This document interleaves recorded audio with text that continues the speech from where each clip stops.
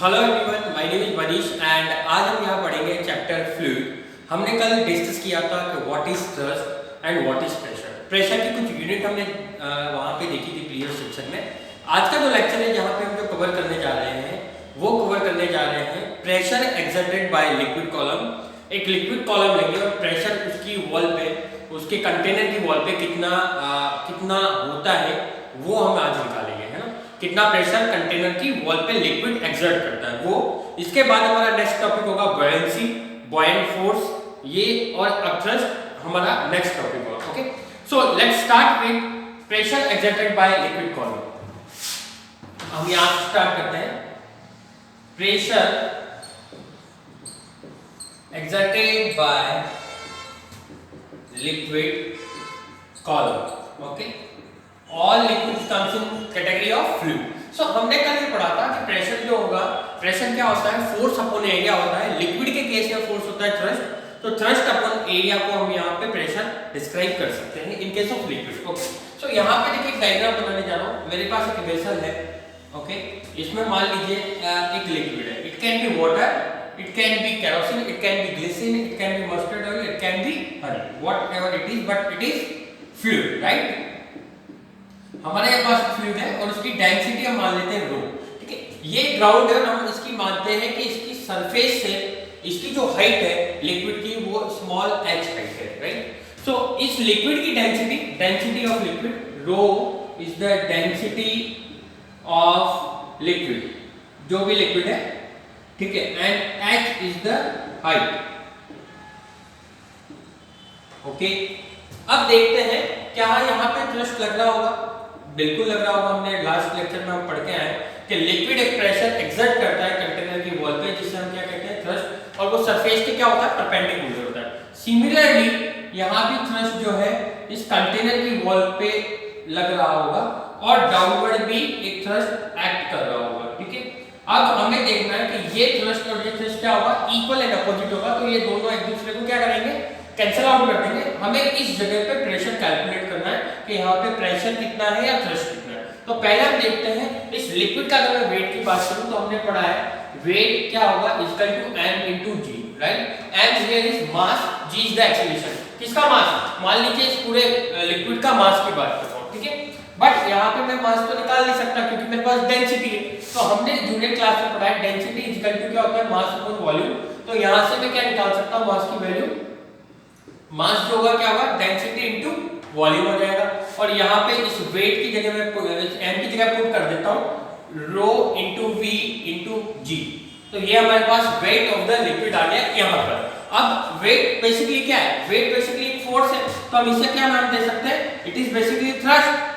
तो थ्रस्ट क्या हो जाएगा, रो इनटू v इनटू g। अच्छा, एक और चीज, मेरे पास यहाँ h है, तो h है तो आप ये मानिए कंटेनर की जो साइज होगी क्या इस तरह की होगी, क्या इस तरह की। तो यहाँ पे इसकी जो ये विड्थ है और ये जो इसकी लेंथ है पूरी, तो इसको मैं L इंटू बी कह सकता हूँ, उसको कह सकते हैं A के बराबर। तो वॉल्यूम को मैं क्या कह सकता हूँ, अपन यहाँ से देखिए volume is equal to length into breadth into क्या होता है हाइट। तो लेंथ इंटू ब्रेथ को मैं लिख सकता हूँ यहाँ से A, तो A इंटू H। तो V की जगह, वॉल्यूम की जगह क्या वैल्यू डाल सकता हूँ मैं, एरिया इंटू हाइट, क्योंकि यहाँ पर हाइट दी हुई है। नेक्स्ट देखते हैं, तो यहाँ पे ये थ्रस्ट होगा, या अपन ये कि force perpendicular will be equal to rho into a into h into g।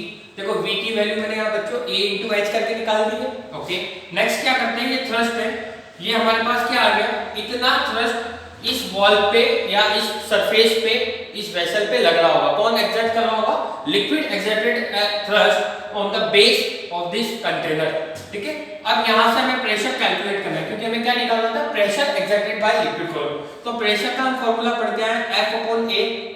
Liquid के केस में क्या हो गया, थ्रस्ट अपॉन एरिया। तो यहां से हम लिख सकते हैं थ्रस्ट क्या है मेरे पास, थ्रस्ट है rho into a into h into g, और मेरे पास नीचे एरिया है, एरिया से एरिया कैंसिल आउट हो जाएगा। तो मेरे पास जो एग्जैक्ट आ जाएगा, जो प्रेशर आ जाएगा वो क्या आ जाएगा बच्चों, रो h g। ये आपका प्रेशर एक्सर्टेड बाय इस पर्टिकुलर बेस पे प्रेशर लग रहा होगा रो h g।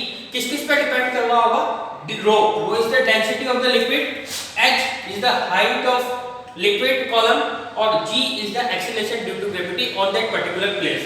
अगर g वेरी कर रहा है, मान लीजिए g अर्थ पे है तो कितना होगा 9.8, अगर मून पे जाऊंगा तो कितना होगा 1.63, तो ये g वेरी करेगा प्लेस टू प्लेस, ठीक है। सिमिलरली अगर मैं इसको इक्वेटर पे रख देता हूं और पोल पे रख देता हूं, मान लो पोल पे रखा, इक्वेटर पे रखा, तो पोल पे क्या होगा, फोर्स ज्यादा होगा, इक्वेटर पे कम होगा due to variation in the radius of earth. ये हम पढ़ के आए थे ग्रेविटेशन में। तो बच्चों ये है आपका pressure exerted by liquid column by a fluid. तो ये पूरे जो फ्लूइड है, फ्लूइड में थ्रस्ट कितना लगा है, थ्रस्ट लगा है रो ए एच जी, और अगर मैं बात करूं प्रेशर की तो प्रेशर हो गया rho H G, area cancel out हो जाएगा। और हम ये पढ़ के आए थे कि प्रेशर जो होता है वो यहाँ पे शेप एंड साइज पे डिपेंड नहीं करेगा। देखो यहाँ पे शेप एंड साइज बिल्कुल नहीं है, एरिया नहीं है, एरिया से एरिया कैंसिल आउट हो जाता है, तो एक लेवल पे प्रेशर क्या होगा, इक्वली डिस्ट्रीब्यूट होगा, इक्वली लगेगा। दूसरी बात, अगर यहाँ पे सरफेस है तो यहाँ पे एक प्रेशर और लग रहा होगा जिसे हम क्या बोलते हैं, एटमॉस्फेरिक प्रेशर। अगर कोई आपसे टोटल प्रेशर की बात करे, ये प्रेशर निकला है कहाँ लगा है, इस बेस पे लगा। अगर मैं कहूँ आपको टोटल प्रेशर, तो अपन यहाँ लिख सकते हैं P total equal to P naught plus rho H G. अच्छा P नॉट क्या है बच्चों, P naught basically atmospheric pressure है जो 10 की पावर 5 पास्कल लग रहा होगा, ये हम पढ़ते हैं जूनियर क्लासेस में। ये एटमॉस्फेयर के कारण एक प्रेशर इसके सरफेस पे लग रहा होगा और वो इक्वली इसमें डिस्ट्रीब्यूट हुआ होगा। तो इसको मैंने ऐड किया और मैंने इसको यहाँ पे जो प्रेशर है उसको ऐड कर दिया, तो ये आपका टोटल प्रेशर देगा जो कि P टोटल क्या हो जाएगा, P naught plus H rho G। Okay, यहाँ तक कोई प्रॉब्लम? ओके, नेक्स्ट अपन जो टॉपिक है बच्चों वो देखते हैं बॉयंसी, राइट। बॉयंसी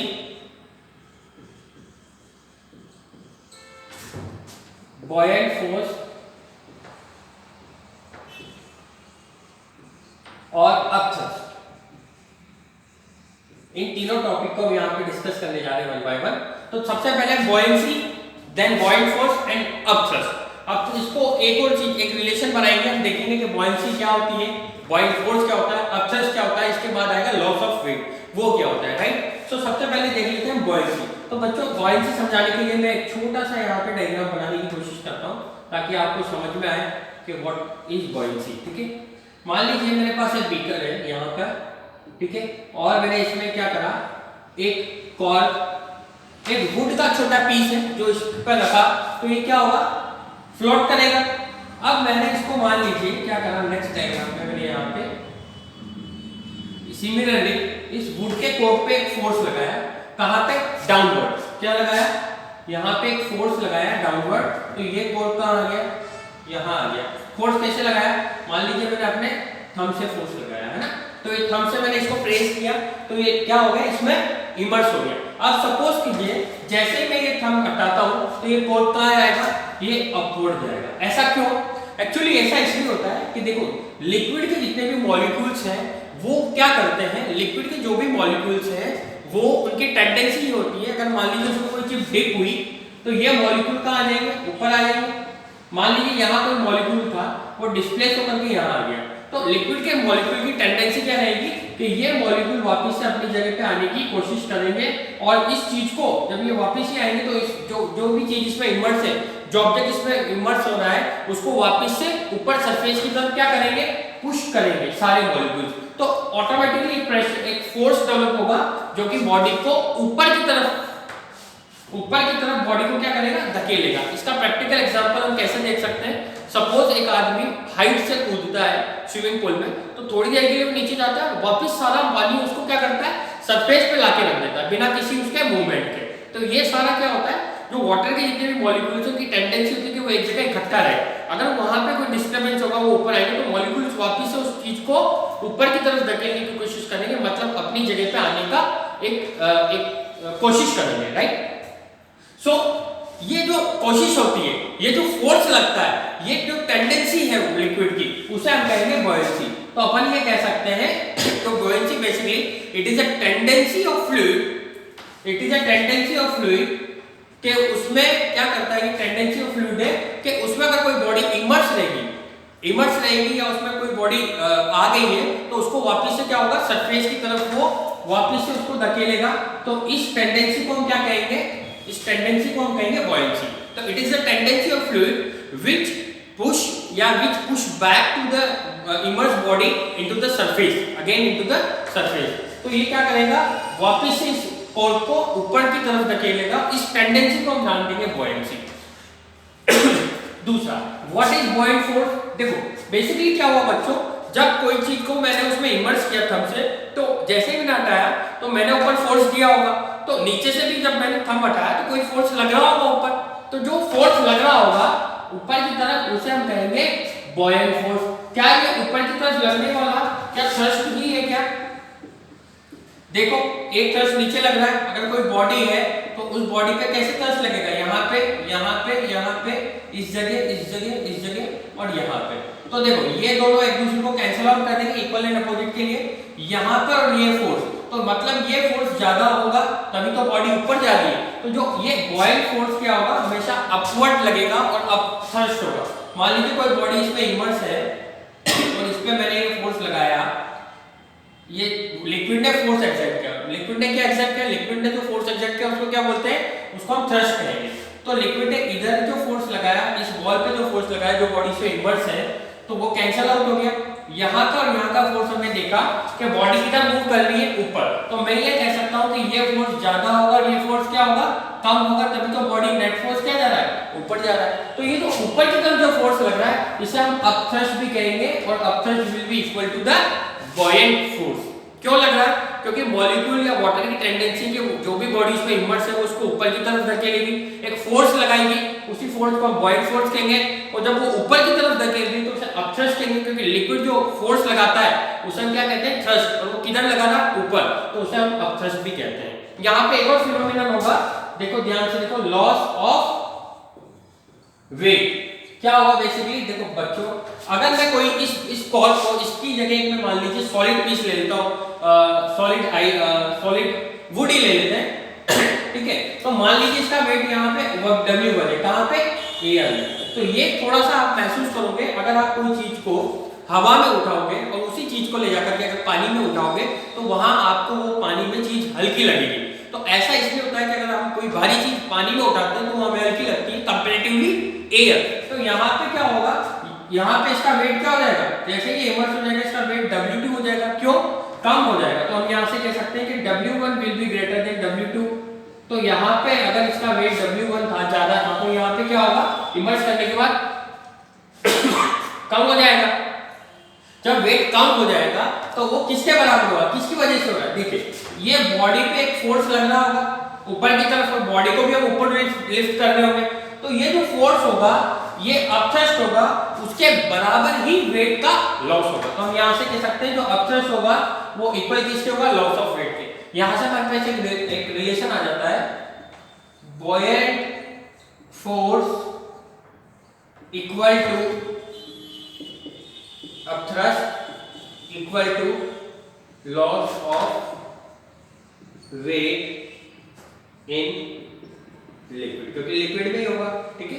तो ये एक रिलेशन आ गया हमारे पास, क्योंकि लॉस ऑफ वेट किसकी वजह से हो रहा है, अपथ्रस्ट की वजह से। और कितना होगा, जितना ये फोर्स लग रहा होगा उतना ही वेट में लॉस हो रहा होगा। कितना लॉस हो रहा होगा, इसको इसका जो प्रिंसिपल है, आर्किमिडीज करके ग्रीक साइंटिस्ट थे, वो देंगे इसकी वैल्यू कि ये अपथ्रस्ट कितना लग रहा होगा, buoyant फोर्स कितना होगा, किन किन वैल्यू पे डिपेंड करेगा, और लॉस ऑफ वेट कितना होगा, ये आपको आर्किमिडीज प्रिंसिपल में मतलब नेक्स्ट सेशन में हम इसको डिस्कस करेंगे। तो आज हमने जो डिस्कस किया वो क्या, pressure exerted by liquid column is H-ρg।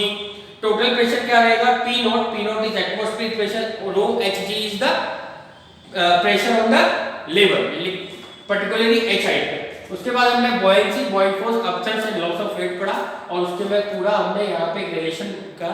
अब आगे का जो टॉपिक है वो है आर्किमिडीज प्रिंसिपल, जो हम नेक्स्ट सेशन में कवर करेंगे। तब तक के लिए बच्चों thank you very much, all the very best.